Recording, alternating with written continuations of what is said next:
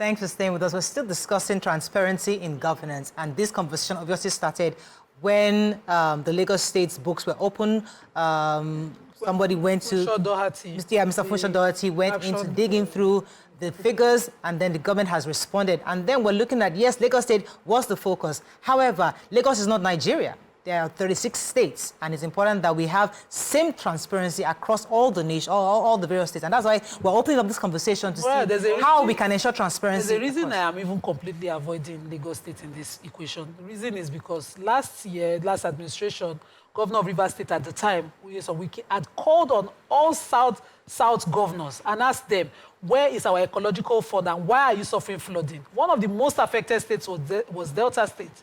And the ecological fund given to all these riverine states was huge. Huge. But did they prepare for the rains? Flood almost kicked away. No, you understand? Yeah. It was a terrible flood. Yes, Funsho Doherty has gone to the Lagos State Public Procurement Award books and opened up Lagos State. We will come back to Lagos State. But my concern is don't use Lagos State to distract the question. Yeah. Several worse states are in this equation. States like Osun that is richly blessed with gold and minerals. What exactly are the methods that these minings are happening? What is the involvement of state governors in Osun, for instance? Why are we now focusing alone on Lagos State? Lagos State has huge development. You can say they've inflated the amounts. We'll come back there. I didn't like the issue of the Commissioner for Budget who was explaining why they bought a bulletproof car from Lexus. And he did not know there were other bulletproof producers within the country. And also, what happened to the old cars in Lagos? Exactly. You know, we've always had these cars. According to him, he said it was for dignitaries. We can have dignitaries visiting and we will have to carry our high-profile guests in protected cars. But what happened to the ones that previous administration has bought? Why are we spending money like this across states? Let me take states? this call from Mohammed. It's calling from Niger State. Thanks, Mohammed. You're live. Good morning, ma'am. Morning, sir. How are you doing, ma'am? Very well. Go ahead, please. Yeah, we are grateful to Almighty God for most of the fine messages you are passing across in respect of transparency. If you look at the way things are going, everybody, most of the places, you will see people, they will be claiming to be saints, but they are doing contrary in life. And that is not good enough. I want to tell you the issue of palliative you just mentioned earlier, and the fine example you gave in respect of something 20,000, and then somebody will now come up with 200,000 naira. For instance, now I'm a retired military officer. The government announced the issue of palliative, and some people somewhere they are there to frustrate the government. That is especially the presidency. For instance, now most of us in the military, we have not seen anything in respect of the palliative. You will just hear today, our constituency in issue of data is the military pension board. But you see today, they will tell us that they should come and fill form here, they should come and fill form here. We have not seen anything. And where people are suffering up and down. And that is all I have to do about the issue of transparency. Thank you very much, Mohammed. Somebody sent me a message at Morayo. Please note that every state has a budget performance report. So every state has their books. It's just that it's only in Lagos State that we have some who are going to be asking questions. But now we need more citizens across the nation within their states to ask questions of their governors. Because, yes, Mr. Doherty had started this conversation from Lagos State, but we're saying that there are books. So let's not pretend like there are no books across the nation. All state governors have to provide their own books have breakdown. not been updated. Some states, yes, they all have books, but the period in review is the first 3 quarters or the last 3 quarters of the year. We're almost in December. We are looking at 2023 costs since post-election for states that have changed governors and those that have continued the incumbent one. What exactly are the spendings? Let's talk about state governments borrowing. They said all state governments borrowing increased to 988.48 billion to augment for FAC allocation internally generated revenue. 29 states now, all financial institutions and other government enterprise, 536.01 billion. And while borrowing from short-term and long-term borrowing from multilateral lenders such as the World Bank, International Monetary Fund, Afrexim, African Development Bank, by 33 subnational increased to 452 billion. You can't accuse a subnational from borrowing if government themselves are also borrowing. Now, borrowing is not the problem. See, the focus is subnational is what we are focused on in this article. And we're talking about states. Distraction is what you are calling Lagos State. Let me go back. The Punch also said Lagos State has the highest domestic debt of 200 billion, while Delta State has 70 billion, Oyo has 58 billion domestic debt. So, similarly, Delta State has the highest borrower from multilateral lenders to the tune of 71.45 billion in debts. Lagos follows with 51 billion, Akwa Ibom 27 billion, and Ogun 22 billion. So you are saying that we should now keep one state and distract other states, open textbook, open whatever books. So we also have... And let's be sure that they are updated for the 2023 year. I have a call from Dr. Mo. Thanks for calling. You're live. Yeah, good morning. Good morning, Mr. Yakub. Good morning, everyone. I totally agree with Sister Nima. And then, yes, it starts from Lagos State. So I think the other state need to follow suit, and then Nigerian citizens need to know what this money they were borrowing up and down is meant for. Because we need to know. And then Sister Nima said something earlier that I really pick, because she has a question. What happened to the former cars and the SUV you guys bought in the last administration? Must you be buying car every year? In fact, next year now, they will still budget another money for the same thing. So what happened to those things? See, the Nigerian citizens, we have passed through a lot. Yes, we want to endure. You guys tell us that we should set our bet. Yes, we are this. Because if you go to market, see, there was a day I tried something that I would never try in my life again. I told my wife that give me money for all these things. Why you buy this little thing? Do you know what the woman did? One day she not called me that, when you are coming back home, please, branch market, buy those things for us. I go to market, I couldn't buy anything, I left. So we are passing through a lot of things, and then the government needs to open up to Nigerian citizens. Why must you buy SUV every year? You are telling us it's for dignitary and all that. Good morning, and God bless you guys. Fantastic. Go ahead, Mariam. We have Keramun here. It says, good morning, ladies of your view. You see this thing called civil service or civil servants. They are the major corrupt will of government. Politicians come and go after years of being elected, but the civil servants have 35 years of service to show the way to others. Emmanuel says that Nigerians are too badly beaten to distinguish between rights and privileges. This person is saying that we are praising Lagos for publishing procurements fraught with irregularities and frivolities.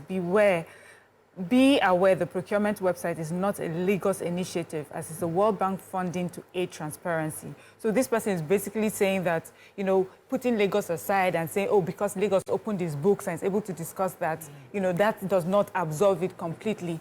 That is something that is expected of any. So what we should do is call other states out as well to be able to lay their books out, and then we can talk. So talking about how fixing Nigeria and trying to get everybody on the same page of transparency, because we have quite a number of other governors who are we have opposition. We have other multi-party administrations right now in Nigeria. For example, Abia State is not PDP, is not APC, but the governor, Alex Oti, also reportedly, according to this report, spent 927 million on meals, welfare packages in 3 months, and only 25 million on public schools. Which government do you just read? This is Abia State, Alex Oti. Okay. Now, according to this report also, it said that he spent, in this Q3 and year to date, he has also spent 222 million on refreshments, meals, while 305 was spent on honorarium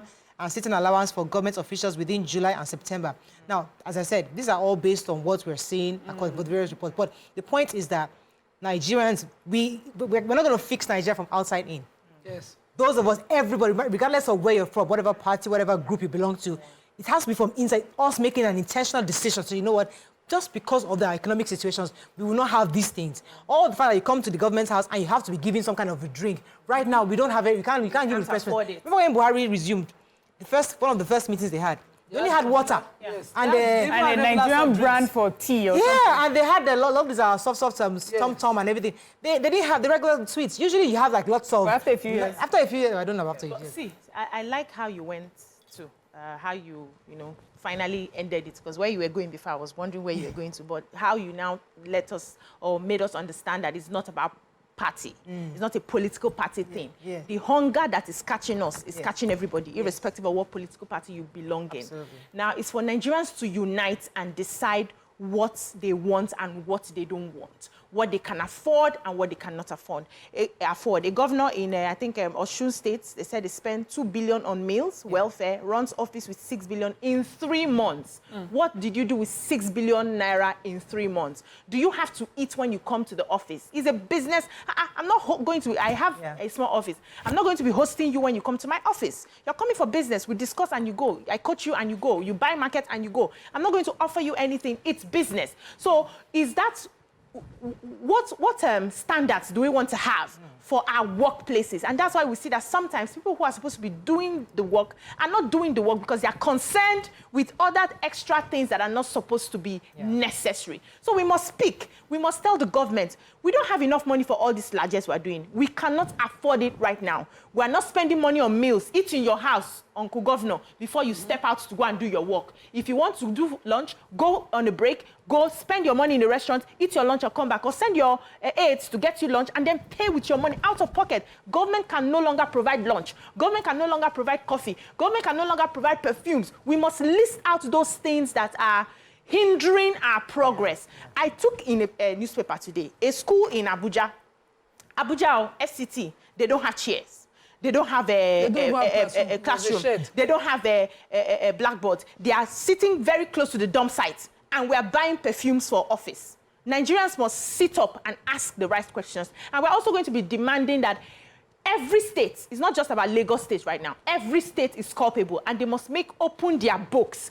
And before they are passing all of this budget on the things that they need, can we have conferences and meetings? Can we have stakeholders? Can we be alert at the time that these budgets are passing? Because I'm sure the budget for the next year, I'm sure they've already concluded it. And we don't know. Tomorrow we hear that we're buying 77 cars and the people did not know when this was entering. Let me take this call from Daniel. Thanks for calling. David, you're live.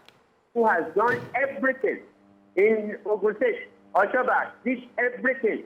At the end of the day, the other people that came, they did not do anything with the money. So these are terrible issues. These are things that one needs to be very careful with the way things are. When you see government is not doing anything for us. Government is not ready to do anything for us because before, when we were very young, just like what I was saying, if you see people like Fashola went to the university free of charge. I quote me, I am ready to put in it. He went to the university free of charge. During our own time, we were eating in the school as day students in secondary schools. The same thing applicable. Okay, Buhari now told us that students are eating in the secondary school, only in the north. For what? So these are issues, these are terrible things. If we know what it means, the chairman of the local government, he has no priority over the secretary to the government, to the local government. But now, everything, all the politicians, they have gathered everything, they have made use of everything, and they are now telling us that nothing is going on. So, what are we talking about? Sometimes there's something you call political exigencies. These are things you have to do because to oil the system. Governors, they're politicians and they are professionals. They're different people. But politicians is a whole gamut of rules and ethos that guides what they do. And every politician that enters the system says, listen, I have to oil the system because a politician's goal is not just to govern, but it's to secure re-election. So it's one thing for you to govern, but you must ensure that the system is well oiled. So we, from looking outside in, are thinking, why are they spending so much? But sometimes it's because you have to ensure there's money in the system to flow. If not, you're not going to... In Nigerian parlance, you are saying stomach infrastructure. Yeah. It happens. Yes. And sometimes we have seen people who have lost positions because they decided to be Mr. Integrity or Mrs. Integrity and did not oil the wheel of the politicking part of it. And so that's why I said this calling out, we're calling out everyone, even us, we're calling out ourselves. So some of the things that we may see as frivolities, where does it end up? Is it ending up with you and I? Are we stopping by and collecting some monies as well? Yeah. Because, you know, we know this person and he's giving us a contract and we know it's inflated and all these things. So you, as a Nigerian in your different states, what role are you playing? Remember the former governors of Plateau State and Taraba State that were locked up for, you know, using up the ecological funds, and we know the state of these particular two states. Where did the money go? They did not sit down and eat it all by themselves. They didn't spend it on themselves. They spent it on some Nigerians as well. We called out the civil service earlier. We know the sort of things that happen at that level as well. You have elected Nigerian officials or government officials, appointed government officials, who will tell you that there are projects that they need to do, but they need to oil the political arm or oil some civil service. How do you think everything has a consequence? There's a cost for everything. There's no free money anywhere. So that money, if they were to sit down now and then we sit down, we're doing accountability, and they start knocking on your doors, are you ready as well? You know, it's not just the governors that are on stand here. It's not just the politically appointed on stand. All of us. But yes, that does not mean that we do not take away that they take the biggest blame for this, because we have put them in that position as to keep the integrity of that position. But there is a way we do business or governance here in Nigeria. We need to think about, is that what we want going forward? Are we ready to change that? To change it, we must talk. To change it, we must, you know, vet them. And I don't know how we killed the office of the Auditor General, because that's the person we should be holding. Each procurement comes before this person. Before you sign, have you vetted it? Why are you talking like I'm not a Nigerian? The books will be clean to the T. What are you talking about? I will check. I'll make sure Miriam, listen, if I want to give you a job, if I want to give Miriam, if I want to get a job, I'll get the best man for the job. Who can do it? He's well vetted. He knows the work, he has experience, and he's the right man for the job. He will do it, but with understanding that I have an interest. I brought you in. Yes, so this is the interest. Find out, yes. That one is different. It's a cost. That's the point, Morayo. Yeah. For instance, this case can cost 100 naira. Yes. As an auditor, I will not approve it, even though I know that it's supposed to be 100 naira. When somebody brings it for 200, even if you get the right man and he's giving you for 200, you as an auditor, you are the one who will tie your legs and hands together for making it 200, because we can still go to the market and it will cement to still be 6,000 naira. Some market figures are what they are. Cost of transportation down to the point is what it is. Lima, it is in our way. I've been in service for 30 years. You think I don't know market women? You think I don't know suppliers who will tell you? What are you talking about? Even from China, I've discussed with them. I have the company. I've secured it. But your job is not to use my own market woman list now. Wait. Your job is to have your own market woman, your own general market woman that tells you the cup is 3 naira. It is not 6 naira. Okay. When your job is to know what the general price is 3 naira. To shock you, that market woman. Are we actually as if we're not Nigerians? Two receipts. You want to go are you going to the market with your yes now? Yes now. No, now you're not going to the market. How many people can you send on that? You have workers coming for cement. Yes. You have one coming for rods. Okay, they're having for so many things. How many things? As right as you are. That is why we're saying that we need to change the way we do governance. Whether we like it or not, this is how it's done right now. Exactly. So the thinking has changed. But we do know that the procurement office, they understand what they need to do. They understand the markets that they need to go to. They have access to these different vendors and things like that. You don't need someone to come and give you a price. Part of your job is to verify the different prices across board. But the truth is, Nigerians themselves, when dealing with government, do not want to do it that way. We don't want government to put out an advertorial saying that we want to give out this contract. Everybody come and give out. We want to go behind, pay somebody at the side so that they will give us. No, I will do advertorial. What are you talking about? I will go through the books. Put all your rules and regulations. I will follow it to the T. Yes, I will put the advertorial out there. I will even call a meeting. Yes. I will do a selection. Yes. But you already know what are you talking about? It is you've been in 30 years. We have passed that level. I will bring Oyinbos from China. Yes, Come here. This is the from the company. We sorted it out. We are good to go. What are you talking about? Yeah. So it is us. You must decide as a people. What you say. We must decide as a people what we want. If we want to really fix this nation, everybody, as government is tightening belts, the tomato seller, everybody is tightening belts. And we are all saying, okay, I'm not going to talk to my China person anymore. I'm going to stay here. I'm going to ensure that we get the value, the real value for what. Then we are fixing our country. If we also reduce the things we pay for, it's also one of the ways that we can reduce some of these unnecessary costs and expenses. We pay for a lot. You need to see the list and the pro forma invoice coming from these offices. You will marvel. There's a lot. They are buying this, they are paying for this, they are paying for. If you government knock out all of those things, you have Let me take this call from you. I'll come back to it. Peter, thanks for calling. You're live. Yeah, Morayo and the crew, good morning. Morning, sir. Yeah, I just want to thank you and also appreciate your studio for always, calling out and always doing the right thing. Morayo, I will appreciate if you don't cut me short. I just want to make a point this morning. Morayo, when I was in the Oceanic Bank at my lower level, let me just put it that way, I was privileged to be the assistant admin then. Just because my account was not that smart, so I was the assistant, but I found money with that little opportunity I had that time. I thought maybe that was the normal thing. Maybe I want to make money just to, But after everything, after Oceanic Bank, was acquired by EcoBank, today I'm still regretting that act because I now grew up and now have fear of God. Now I discovered that those things I was doing, I was just killing myself. Because tomorrow I'll have to give an account to God. Every time I took from that Oceanic Bank. And if I have that means, I'll have to return those things like I'll do it. Morayo, if you people know half of what is happening in government today, you people will cry. Because what these governors are doing, ministers are doing, just to get things that their children will not be able to finish. There's no single governor that leaves office that's not a billionaire in between of 100 billions. That is, they are not making it as a competition. That if you leave all this, you don't have a state, you don't have all these things. If they are not, you're not wealthy.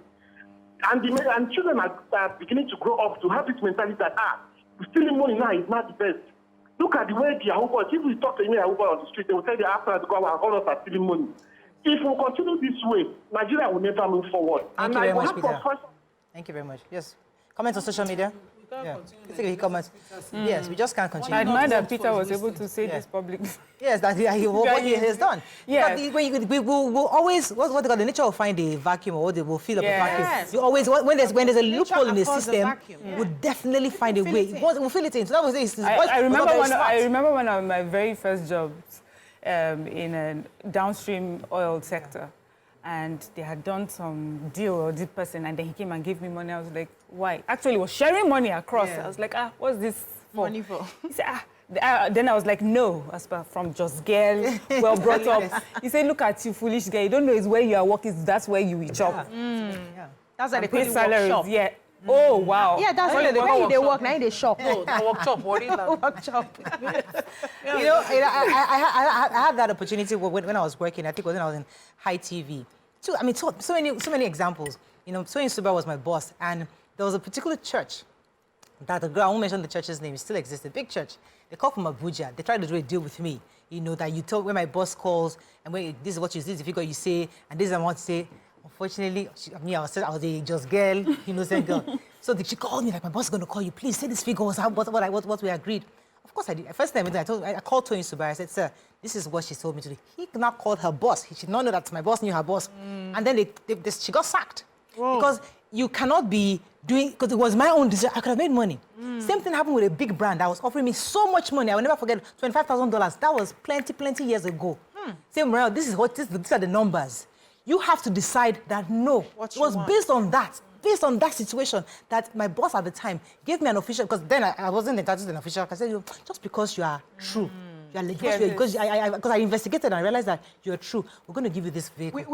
We as a people must decide, one individually, collectively, that we want to fix it. Because if we keep complaining, Lagos did this, Osun did this, you are wasting your time. They will do it in Taraba, they will continue to do it. But everybody as a human being must decide. We have a few Nigerians that are honest, and they will not do it. And what happens? But they're the minority. We frustrate them out of office. God bless you. We curse them. We shame them. When they come home, you were there 4 years, you could not bring anything. See your mates. We are the ones who. Yeah. And then we complain that another person. So everybody chops, but you chop at your level. Yeah. That's what happens. And the next person is waiting for an opportunity to get there so that they will chop at a higher level.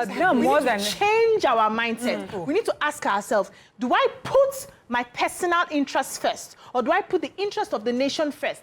And now check how many more years, to what end? At the end of the day, who will it benefit more, me or the people? Yeah. How would I look? We go to places like Singapore and we're excited. We see how everything is beautiful. We are wishing our country to be like that. But the work they did, are we ready to do the work? It took human beings to do that work. Individual human beings to make the right decisions always. And now more than ever, you know that saying that says when you're pointing a finger at someone, there's 4 pointing back at you. And so concerning many of these financial irregularities in our government, we need to also look at ourselves. When we see a problem, look at yourself and find out the part that you played in it. Yeah, absolutely. Sadly, I think that's a good way to are listening to these figures flying around and see, oh, this plenty money when you go touch me. That's the painful part. All this plenty money, why you no touch me?